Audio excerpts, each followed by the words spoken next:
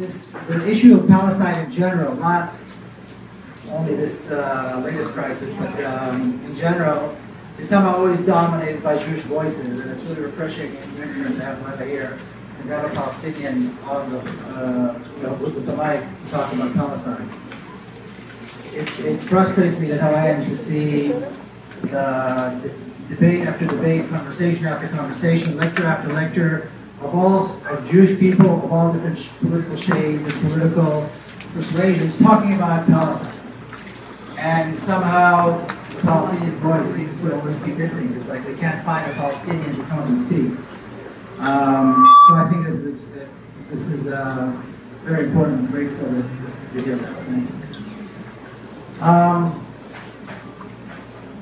So this issue, of course, has come to everybody's attention once again in a very tragic way, as it tends to do every so often. And when it does come to everybody's attention, it's usually dealt with in an isolated way. So once again, Hamas is the problem. Once again, Hamas is attacking Israel. Once again, there are problems in Gaza. Once again, there's a war in Gaza.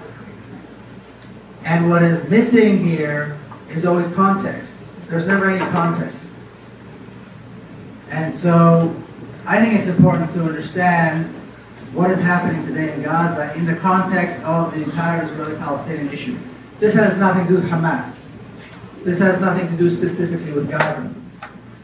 It has everything to do with the history of the last 7 decades in Palestine. And unless we take this opportunity, this very tragic opportunity, to bring that to light, I think we're going to miss another very important chance to bring in the history and then work towards a solution, or at least discuss a solution. Israel has been attacking the Gaza Strip since Israel created the Gaza Strip. And the reason the Gaza Strip was created was because after the ethnic cleansing of Palestine, or the first chapter of the ethnic cleansing, which took place in 1948, hundreds of thousands of refugees were pushed into Gaza, into refugee camps, and the Gaza Strip, or around the city of Gaza, and the Gaza Strip was created. There would have been no need for a Gaza Strip or for refugee camps had there not been the ethnic cleansing. And ever since the Gaza Strip was created, this is the early 1950s, on a regular basis, and with inexcusable and unjustifiable brutality, Israel has been attacking and killing civilians in Gaza. From the very beginning, the Gaza Strip has been the Gaza Strip has been populated with refugees who just lost everything. So the reasons for the attack, in terms of Israeli publicity, would change. The name of the enemy would shift from decade to decade. At first they're attacking them because they were infiltrators. Then they became Fedayeen. Then they became just terrorists. Then they were Fatah. Now they're Hamas. The name keeps being changed. The technology is improving, so every decade Israel's capacity to kill grows, and we see the results. We see more and more innocent civilians being killed and massacred. But it's the exact same thing. It's the exact same policy.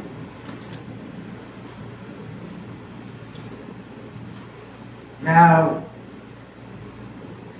imagine this reality of refugees living in that region for almost 7 decades, being attacked on a regular basis, knowing full well that there's never been a regular army in Gaza. There's never been a tank in Gaza. There's never been an F-16 fighter plane in Gaza.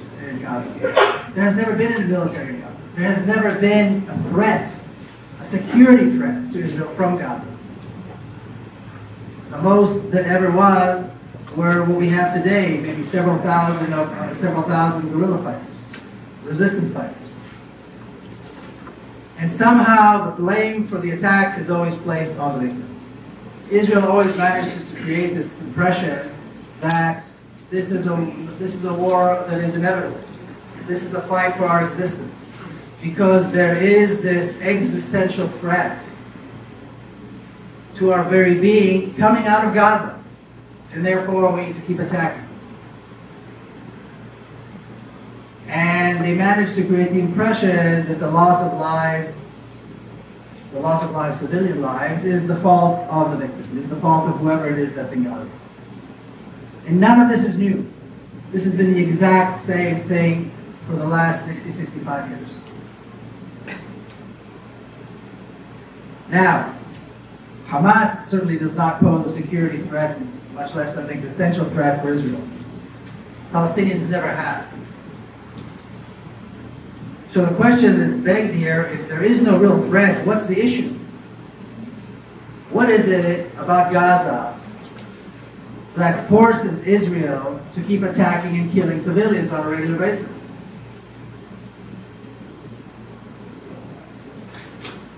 And I think if we don't answer that, we'll never get to the bottom of this.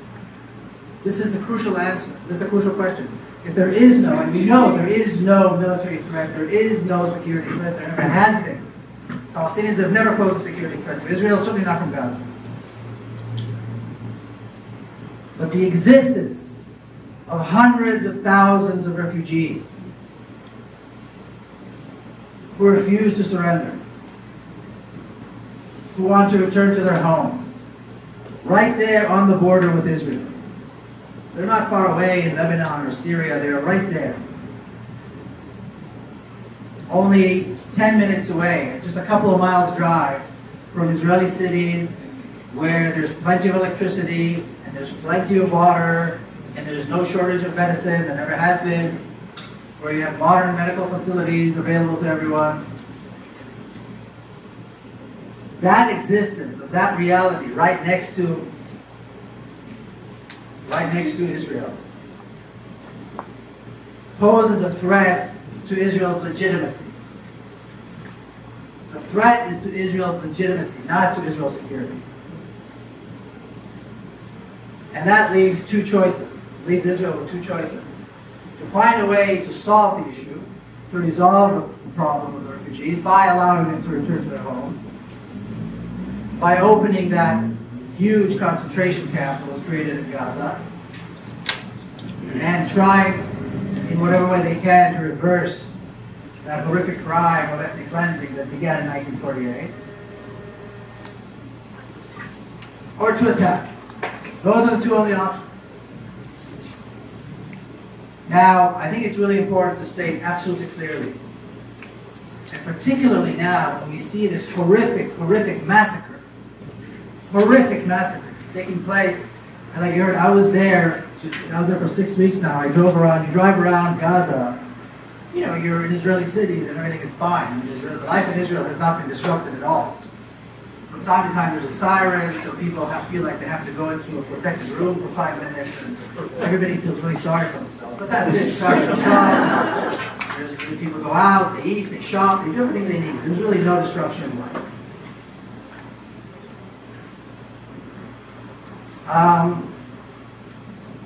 And so we have to take this opportunity to state clearly the state of Israel, the creation of this so-called Jewish state,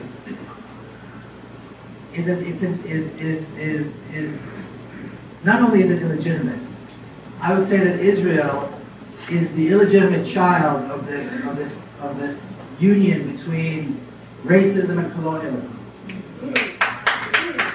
That is what we have today. And when Israelis look at Gaza, which is right there, and if this is the way it's been, and this is the way they've expressed it since the 1950s, when they see those refugees, when they see the reality in Gaza with the poverty that is only there because of the economics of the apartheid regime and the economics of the reality that exists that Israel has imposed,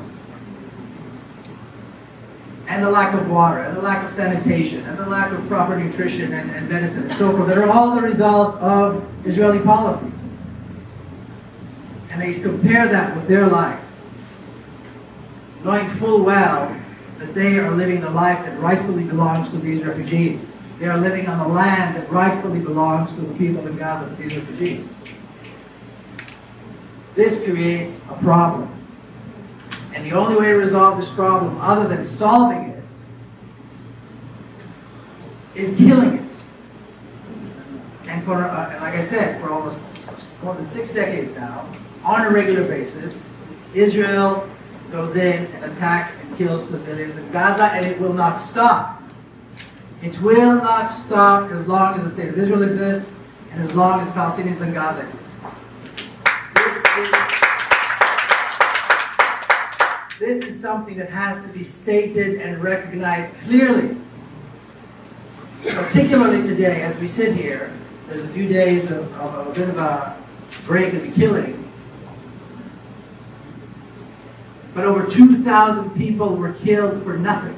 Were massacred in one of the places that is the highest profile in the entire world. Everybody watches what goes on there. On the news, in Hebrew, the Israeli channels show everything that goes on in Gaza. The numbers of children, the numbers of women, the numbers of schools. And it is told as though this is just some mere statistic. And of course Hamas is being blamed, this complete fallacy that this is somehow the fault of Hamas. Hamas is a resistance organization. It was created in response to the brutal oppression, occupation, and murder of Palestinians by Israel. Hamas is not the problem. Resistance organizations are formed and established in response to oppression. They would not have been Hamas had there not been this brutal oppression, this brutal occupation. And what I'm saying here is not a secret. Anybody who's read anything about this issue can see it. It's written everywhere. The day Hamas was created, and the reasons for the establishment of Hamas, as other resistance organizations around the world. Now people are talking about the ceasefire. And who are the people that are dealing with the ceasefire? The Americans, the Israelis, and the Egyptians who work for them. This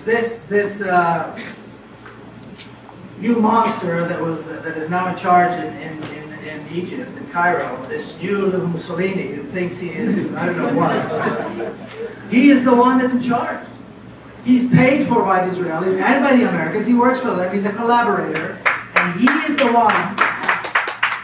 one who's in charge of putting this together. The whole idea of this combination and trying to bring about a ceasefire by these people is to bring the Palestinians to surrender.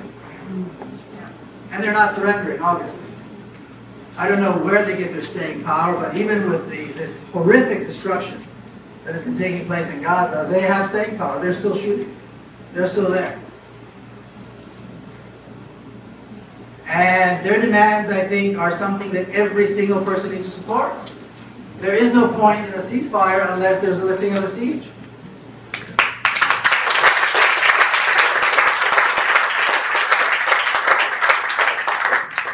And even more than that,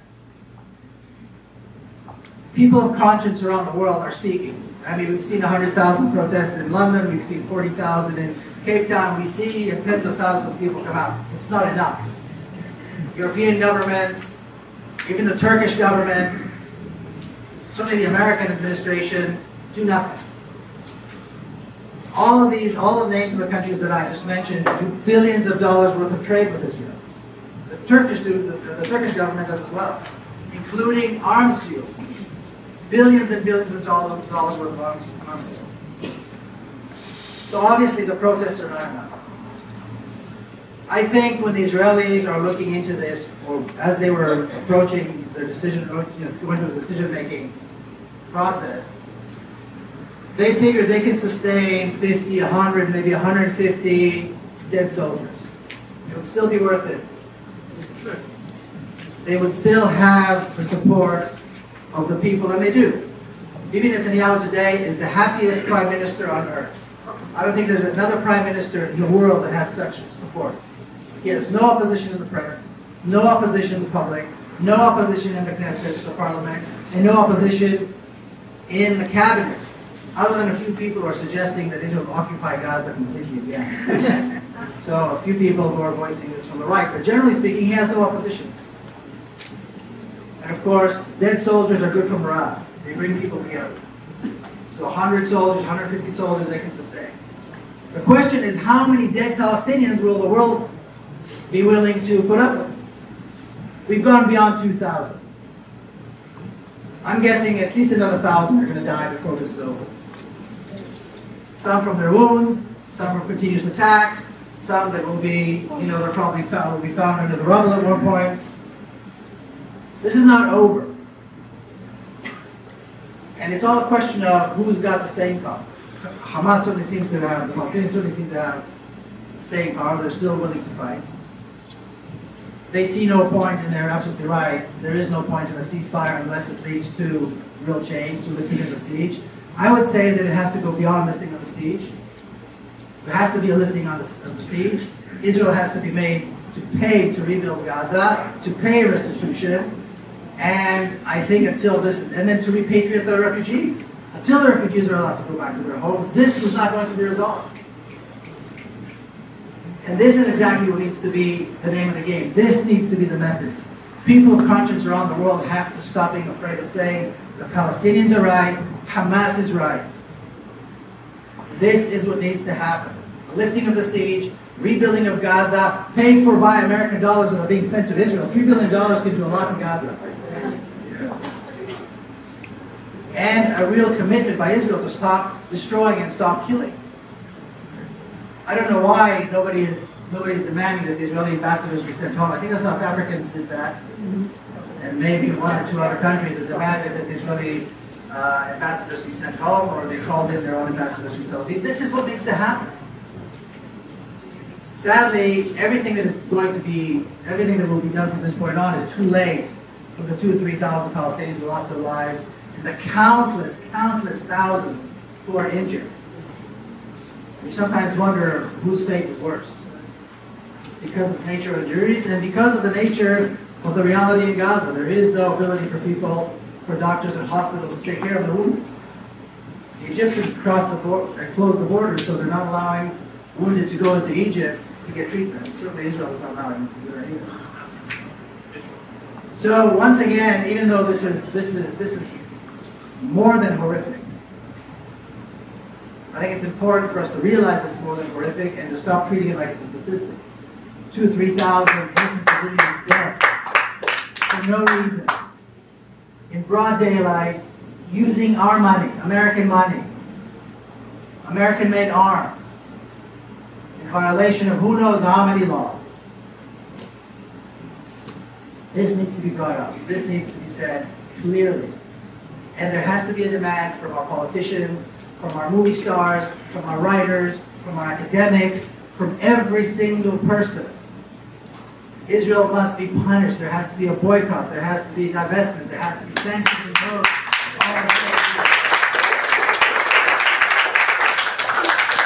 There's no more talk about, let's get together, let's discuss this, let's have a little dialogue, let's talk about peace. And peace is not the issue. The struggle is the issue. The struggle is to free Palestine, to free Gaza, and to rid this place of Zionism once and for all.